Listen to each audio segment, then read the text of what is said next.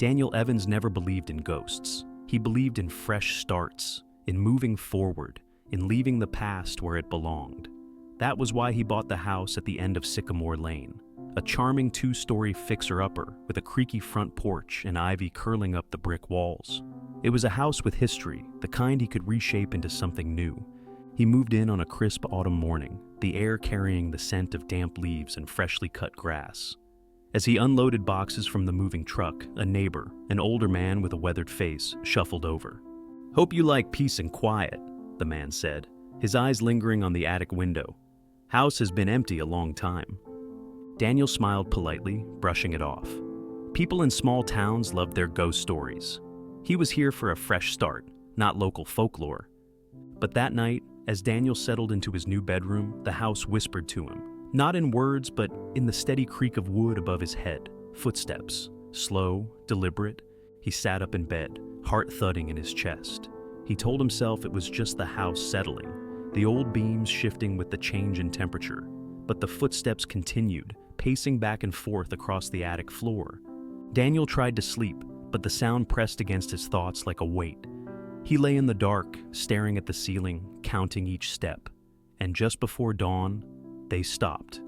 Over the next few days, Daniel busied himself with unpacking, painting, and making the house his own. During the day, it felt normal, cozy even. But at night, the footsteps returned. Always the same, always between midnight and dawn. He climbed the narrow attic stairs on the third night, flashlight in hand, expecting to find nothing more than forgotten belongings. But the attic was empty. Dust motes swirled in the beam of his light, and cobwebs clung to the rafters. And yet, a single box sat in the center of the attic floor, one he didn't remember bringing up. Curious, Daniel knelt and lifted the lid. Inside were dozens of photographs, their edges yellowed with age. He flipped through them, frowning. His stomach dropped. The photos were of him, Daniel, standing on the porch. Daniel, reading in the living room. Daniel, looking out the upstairs window. But the photos were old. Too old. They were dated decades before he was born. He staggered back, his pulse pounding in his ears. It had to be some kind of trick. Maybe the previous owner bore a resemblance to him. That was the logical explanation, wasn't it? But as Daniel held one of the photos closer, he noticed the detail, the exact same scar on his left eyebrow, the birthmark on his neck. It was him. His hands trembled as he shoved the photos back into the box and pushed it aside. He hurried back down the stairs, locking the attic door behind him. But that night, the footsteps were louder. Days passed in a haze. Daniel tried to ignore it, to convince himself he was overreacting, but the house wouldn't let him. The creaks became more pronounced, the whispers.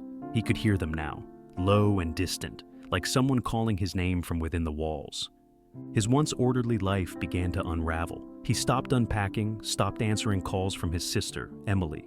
Instead, he spent his nights sitting in the living room, staring at the ceiling, waiting for the sound to begin. He started researching the house's history, desperate for an explanation. But all he found were vague mentions of previous owners, most of whom had moved away without explanation, leaving behind nothing but silence. Emily came to visit, concern etched into her face. "Danny, you're not sleeping? This place it's not right for you." "I'm fine," he snapped too quickly. She glanced up at the attic door, then back at him. "It's just a house. Let it go." But Daniel couldn't let it go. The nights became unbearable. The attic door would creak open on its own, revealing nothing but darkness.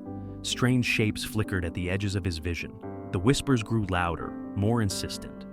Daniel set up a camera in the attic, convinced he would finally catch whatever was up there. But when he reviewed the footage the next morning, his heart froze. The screen showed him, standing in the attic, staring blankly at the camera. But he didn't remember going up there. His hands shook as he rewound the footage, but the figure remained, unmoving, watching. And then, as if sensing his fear, the figure tilted its head and smiled. Desperate for answers, Daniel tore through the attic. Hidden beneath the floorboards, he found an old journal. Its pages were filled with frantic scrawls, all in his own handwriting. "I see him everywhere. He watches, he waits, the attic is his." Daniel recoiled, his breathing ragged.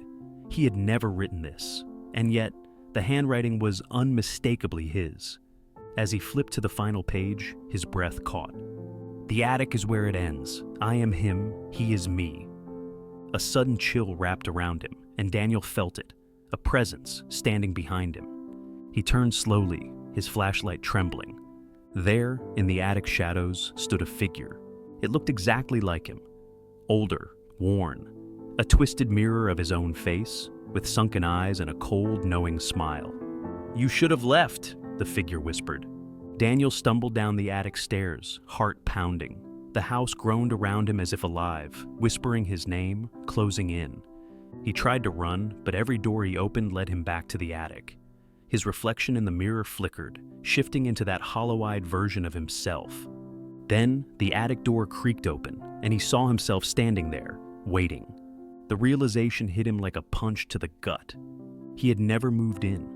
He had always been here. Days later, Emily arrived at the house, her calls to Daniel unanswered.